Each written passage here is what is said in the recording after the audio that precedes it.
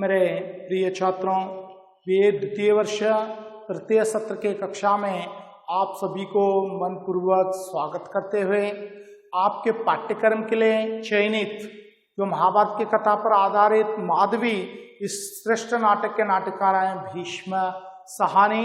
हमने बीती कक्षा में दूसरे अंक का दूसरा दृश्य के बारे में जैसे हमने अध्ययन किया, किस प्रकार अयोध्या के महाराज हर्यश के महल के बाहर पत्थर पर बैठी हुई माधवी और गालों के बीच में एक चिंतन यानी एक चिंता में डूबी हुई अपने पुत्र वसुमना के लिए माधवी के दिल में कैसी भावनाएं इमोशनल हो गई है, वो भावनात्मक हो गई है। और गालों को अभी 600 अश्वमेध घोड़े का प्रबंध करना है।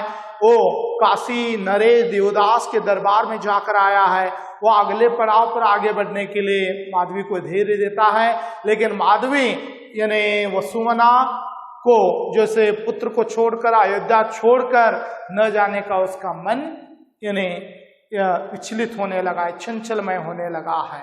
तो देखिए बीती कक्षा में हमने देखा गालो तुम अपने बच्चे समझती हो माधवी, क्या वो तुम्हारा बच्चा है? माधवी तुम उस बच्चे को तुम्हारा बच्चा समझती हो?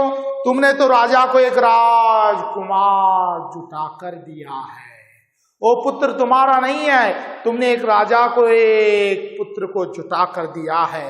यही हमारा अनुबंध था माधवी। न जाने जब मेरा बेटा चक्रवर्ती राजा बनेगा तब गालो हम दोनों कहाँ होंगे? माधवी कहती है जब हमारा बेटा अयोध्या का सम्राट बनेगा तब हम दोनों कहाँ रहेंगे, तब हम कहाँ होंगे गालो बताओ। कहते हुए माधवी मुनि कुमार गालो से कहती है तब तक अयोध्या नरेश के मंत्री का प्रवेश होता है, तब अयोध्या के महाराज हरेश का मंत्री का प्रवेश होता है रंगमंच पर। तो देखिए बीती कक्षा में हम यहां तक अध्ययन किया था छात्रों, तो उसके आगे देखिए मंत्री माधवी से महाराज ने आपको याद किया है देवी। मंत्री क्या कहता है? महाराज ने आपको याद किया है देवी। माधवी मेरे लिए क्या आदेश है मंत्री जी? माधवी कहती है मेरे लिए क्या आदेश है मंत्री? महाराज ने कहा कि संभवत अभी आप स्थिति में नहीं है यात्रा कर सके। महाराज ने कहा है आप अगले यात्रा कर सके, ऐसे हालात में आप नहीं हो। महाराज ने कहा यदि आप चाहे तो जन्म उत्सव की समाप्ति के दिन अयोध्या के निवास कर सकती हो। महाराज का आदेश है आप अभी यात्रा करने की स्थिति में हालात में नहीं हो, जन्म उत्सव तक आप अयोध्या के महल में रह सकती हो। ये महाराज का आपके लिए आदेश है देवी। माधवी महाराज की कृपा है हमारे ऊपर। माधवी कहते हैं महाराज की कृपा है बड़ी उत्सुकता से। गालो सुना तुमने, मैं कुछ दिन और अयोध्या रह सकती हूँ सोमना के पास। तो देखिए इतना खुश होती है, इतना प्रसन्न होती है माधवी। सुना गालो मैं कुछ दिन के लिए और सोमना के पास मैं रह सकती हूँ। मंत्री अनुबंध के अनुसार पुत्र लाभ होने पर महाराज ने अपना वचन पूरा कर दिया है, घोड़े जुटा दिए हैं। जैसे महाराज ने जो वचन दिया था पुत्र लाभ के बाद 200 अश्वमेध घोड़े देने का, महाराज ने अनुबंध के अनुसार पुत्र लाभ के बाद उन्होंने पुत्र के घोड़े जुटा दिए हैं देवी। हाँ देवी को मुक्त कर दिया है। मंत्री कहता है और 200 अश्वमेध घोड़े दिया है, जैसे उन्होंने वचन दिया था उसी मुताबिक, और देवी को भी मुक्त कर दिया है। अब देवी राजप्रसाद में न रहकर प्रसाद के बाद अतिथि मंडप में रहेगी। तो देखिए महाराज ने अपना वचन निभाया, देवी ने यानी माधवी ने भी अपना वचन निभाया है। तो देखिए जन्म उत्सव तक आप राजमहल में राजप्रसाद में नहीं रह सकती, अतिथि मंडप में चाहे तो आप इस हालात में नहीं हो आगे की यात्रा कर सके, तो जन्म उत्सव तक आप क्या कर सकते हो, यानी अतिथि मंडप में अयोध्या में आप रुक सकती हो देवी, कहते हुए मंत्री महाराज का आदेश लेकर आया। माधवी अवसादपुर मुस्कान के साथ, बेटा अंतपुर में रहेगा, मैं बाहर अतिथि गृह में। माधवी कहती है मेरा बेटा वसुमना अंतपुर में अंदर महल में रहेगा और मैं अतिथि गृह में। इस भांति मां स्वास्थ्य लाभ करेगी क्या? इस हालात में कोई मां स्वास्थ्य रहेगी या पुत्र स्वास्थ्य रहेगा? महाराज को भी मेरे सुख की चिंता है। तो देखिए बेटा अंतपुर में रहेगा और मैं अतिथि गृह में, तो महाराज को भी मेरे सुख की चिंता है। क्या कोई और आदेश दिया है महाराज ने? तो माधवी ने मंत्री से पूछती है क्या और कोई महाराज ने कोई और आदेश दिया है हमारे लिए? मंत्री महाराज देवी से प्रसन्न है। मंत्री बताता है महाराज तो देवी से बहुत प्रसन्न है, वे देवी के सुख की कामना करते हैं। वो देवी तुम्हारे सुख के लिए वो कामना करने लगे हैं, प्रार्थना करने लगे हैं। उनका कहना है मुनि कुमार के प्रति अपना वचन निभा देने के बाद भी वे माधवी देवी को अपनी पटरानी बनाने के लिए तैयार हैं। वो तुम्हें सुख देना चाहते हैं। अगर आप मुनि कुमार गालों की प्रतिज्ञा पूरी होने के बाद भी अयोध्या के नरेश हरियश ने आपको पटरानी, आपको महारानी बनाने के लिए भी वो हरियश महाराज तैयार हैं, कहते हुए मंत्री बताता है।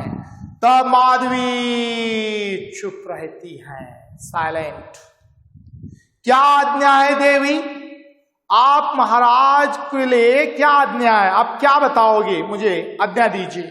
माधवी महाराज को प्रणाम कहे, महाराज को प्रणाम। उनसे कहे कि माधवी भी वचनबद्ध है। महाराज को प्रणाम कहिए और कहिए उनसे माधवी भी वचनबद्ध है, अपना वचन पूरा करने के बाद राजप्रसाद के बाहर आ गई है। आपसे कह दो आपने अपने महाराज से माधवी वचनबद्ध है। जब उसके वचन पूरा होने के बाद वो भी राजप्रसाद से बाहर आ गई है। अयोध्या में रहने का कोई प्रयोजन नहीं है। तो माधवी का अयोध्या में रहने का कोई अर्थ नहीं है, कोई प्रयोजन नहीं है। मैंने भी मेरा वचन निभाया है, मैं आज यहां से चली जाऊंगी। महाराज को मेरा धन्यवाद कहे। तो देखिए अपने ओर से आदेश भेजती है मंत्री के माध्यम से, मैं भी वचनबद्ध हूं। जैसे पुत्र जन्म के बाद मैंने भी राजप्रसाद से बाहर आई हूं, तो देखिए मेरा अयोध्या में रहने का कोई अर्थ नहीं है, कोई मतलब नहीं है। तो मैं आज यहां से चली जाऊंगी, महाराज से मेरा धन्यवाद कहना। मंत्री महाराज को इस बात का भी बड़ा खेद है। माधवी देवी महाराज से मिले बिना, उनसे विदा लिए बिना महलों के बाहर चली आई। महाराज को इस बात का दुख है, खेद है, क्योंकि अब महाराज को बिना बताए राजमहल से, राजप्रसाद से आप बाहर चली आए। ये महाराज को इस बात का बहुत पीड़ा है। माधवी यही उचित था, महाराज को मेरा प्रणाम कहे, ये सही था। मैंने उन्हें बिना बताए राजमहल से बाहर आई, तो महाराज से मेरा प्रणाम कहना। मंत्री देवी क्या महाराज से विदा नहीं लोगी?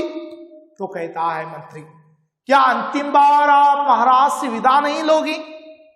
एक बार भी महाराज से आप नहीं मिलोगी? माधवी तनिक रुक जाती है। मुझे जिससे विदा लेनी थी ले ली है मैंने जिससे विदा लेनी थी, मेरा पुत्र वसुमना से मैंने विदा ले ली है। मंत्रीगण, मंत्री जी, मंत्री जो आज्ञा। तो मंत्री का प्रस्थान होता है। माधवी कहती है मैं जिससे विदा लेना था मैंने ले लिया, जैसे आपकी आज्ञा, कहकर मंत्री रंगमंच से प्रस्थान होता है। माधवी गालो तुम्हें एक बात बताऊं? माधवी कहती है गालो तुम्हें एक बात बताऊं? गालो क्या है माधवी? माधवी इन्हीं दिनों एक दिन प्रभात वेला में अचानक मेरी नींद टूट गई थी। एक बात बताऊं, एक दिन मैं जब राजमहल में थी, प्रभात वेला में सवेरे में बेड़ग न जावा तो मेरा सपना नींद टूट गई। अभी चारों ओर बहुत अंधेरा था। जब मेरी नींद टूट गई, चारों दिशाओं में अंधेरा था। मैं शैया पर से उठकर बाहर झरोखे के पास चली गई। शैया है ना पलंग, बेड, जो मैं शैया पर से उठकर झरोखे के पास चली गई। तभी वही दृश्य मैंने देखा जो आश्रम में उस रात सपने में देखा था, उस दिन जब तुम मेरे पिता से मिलने आए थे। उस दिन मैंने वो सपना देखा था जो मैंने जो आश्रम में वो सपना देखा था, जब दूसरे दिन सवेरे आपने मेरे पिता से मिलने आए। अंधेरा छुटपुटा, तरह तरह की आवाजें, अंधेरा, गहरा अंधेरा, आवाज, अंधेरे में घोड़े की पदचाप, उनके बीच सफेद अश्वमेध का घोड़ा। तो देखिए, अंधेरे पदचाप, उसके बीच अश्वमेध घोड़ा, उन्हें बीच में एक अश्वमेध घोड़ा दिखाई देता है। मैंने मंत्र मुग्ध सी उसे देखती रही। मैंने अश्वमेध घोड़े को मंत्र मुग्ध होकर देखते रही। तभी मेरे पास एक बांदी दौड़ी हुई चली आई। जब मैं मंत्र मुग्ध होकर अश्वमेध को घोड़े को देखने लगे, तब मेरे पास एक बांदी दौड़ी आई। बोले, महाराज का आदेश आया, 200 घोड़े मुना कुमार को सौंप दे जाएंगे। आज से माधवी देवी स्वतंत्र हो गई। तब एक बांदी ने दौड़कर आई। 200 अश्वमेध घोड़े मुनि कुमार गालव को महाराज ने सौंप दिया है। आज देवी महारानी माधवी आज से आजाद है। यह कहते हुए उसी क्षण शैया पर से उसने मेरा पुत्र उठा लिया। इतना कहकर उस बांदी ने, तुम आज से आजाद हो कहकर शैया से मेरे पुत्र को उठा लिया। और मेरे देर तक समझ नहीं पाई, सपने में वो आया, सच में हो गया। मैं देर तक मैं कंफ्यूज में रही, समझ नहीं पाई मैंने। तो देखिए, ये सपना या हकीकत, जब मैंने आंखें खोली तो मेरा पुत्र वहां पर नहीं था। जब मेरी नींद में जब मेरी आंखें खुली, तब मेरा पुत्र मेरे पास नहीं था। सेज खाली थी, शैया खाली थी। गालव, बहुत सोचते नहीं माधवी, तुम भी तो यहां पर बने नहीं रहना चाहती हो। माधवी, बहुत सोचते नहीं, तुम भी तो यहां बने नहीं रहना चाहती ना। तुम्हें ना तो यह सुझाव दिया था, वैसा ही तो हुआ है। अब तुम स्वतंत्र हो। जैसा तूने मुझे सुझाव दिया था वैसे हुआ ना माधवी। गालव, मुनि कुमार गालव कहता है, माधवी तुम आज से आजाद हो, आप मुक्त हो माधवी, मुक्त हो माधवी। स्वतंत्र? कैसे स्वतंत्र गालव? मैं कैसे आजाद हूं? उन दीवारों के पीछे मेरा नन्हा सा बालक है। उन 4 दीवारों के बीच उस महलों में मेरा बालक है। मुंह खोले मेरा स्तन ढूंढ रहा है। मुंह खोले हुए मेरा बालक दूध के लिए तड़पने लगा है। तुम कहते हो मैं स्वतंत्र हूं? गालव, क्या सचमुच तुम मुझे स्वतंत्र समझते हो? बताओ गालव, क्या सचमुच मैं आजाद हूं? सचमुच मैं स्वतंत्र हूं? जो माँ अपने बच्चे को छाती से लगा पाए वही स्वतंत्र होती है। जो माँ अपने बच्चे को अपने सीने को लगाती है वही माँ केवल आजाद स्वतंत्र होती है। मेरा बच्चा 4 दीवारों में कैद है, तो मैं कैसे स्वतंत्र हो सकती हूं मुनि कुमार गालव? गालव, मैं नहीं जानता कि संतान पैदा हो जाने पर तुम इतनी दुर्बल हो जाओगी। गालव कहता है, मैं नहीं जानता था तुम पुत्र को जन्म देने के बाद तुम इतनी निर्बल हो जाओगी, इतनी कमजोर हो जाओगी। शायद स्त्रियां जोखिम के काम न कर सकते, किसी बड़े काम का दायित्व वहन नहीं कर सकती। क्या कोई स्त्री अपनी जिम्मेदारी को नहीं निभा सकती? या अपने दायित्व का वहन नहीं कर सकती? अपनी जवाबदारी, जिम्मेदारी, अपने आहिस्ता, अपने साहस से उसे को दायित्व को नहीं निभा सकती?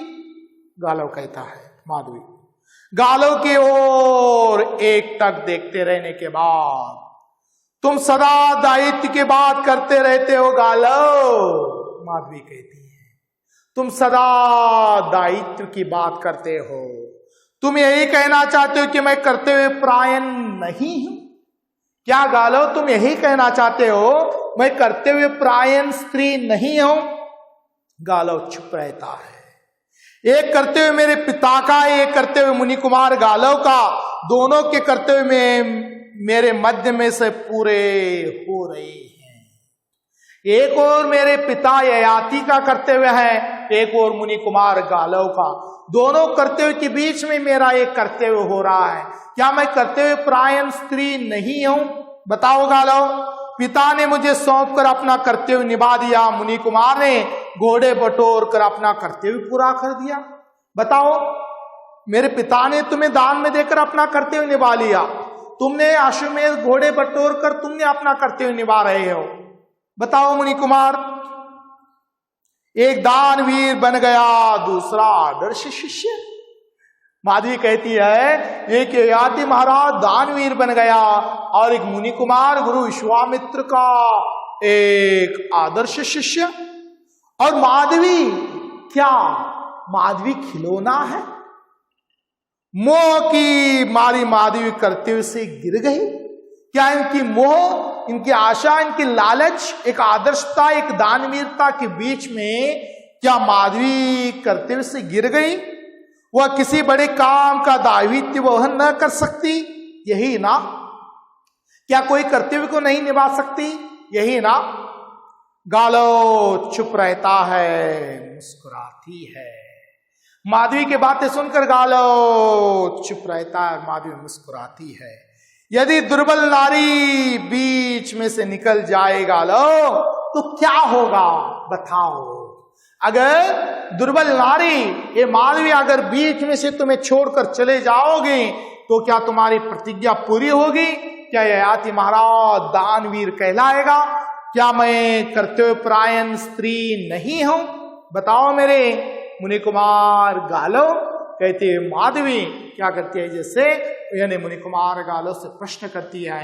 तो देखो छात्रों, आज के कक्षा में आपने देखा किस प्रकार अयोध्या के महाराज हर्यश का मंत्री उपस्थित होता है तो वो आदेश लेकर आता है कि माधवी यात्रा करने के हालात में नहीं है, तो चाहे तो यानी अयोध्या के महल के अतिथि गृह में विश्राम कर सकती है जन्म उत्सव तक, और उसके बाद वो जा सकती है। लेकिन माधवी उस प्रस्ताव को स्वीकार नहीं करती। राजा से मेरा प्रणाम कह दो, उन्हें धन्यवाद कह दो, क्योंकि वो भी वचनबद्ध है, वो वचन को पूरा कर वो यानी राजमहल से बाहर आई है। तो मेरा यही आदेश है। मंत्री कहता है आप विदा नहीं लोगी? मैंने जिससे विदा लेना था मैंने ले लिया। कहते हुए जब माधवी मंत्री से कहती है जैसे आज्ञा देवी कहकर मंत्री चला जाता है और मुनि कुमार गालव और माधवी के बीच में और निरंतरात्मक संवाद को आपने देखा इस कक्षा में छात्रों। तो आज हम यही रुक जाते हैं, तो अगले कक्षा में और निरंतरात्मक आगे बढ़ेंगे। तब तक के लिए आप सभी को धन्यवाद। अगले कक्षा तक, तब तक के लिए मुझे भी आप इजाजत।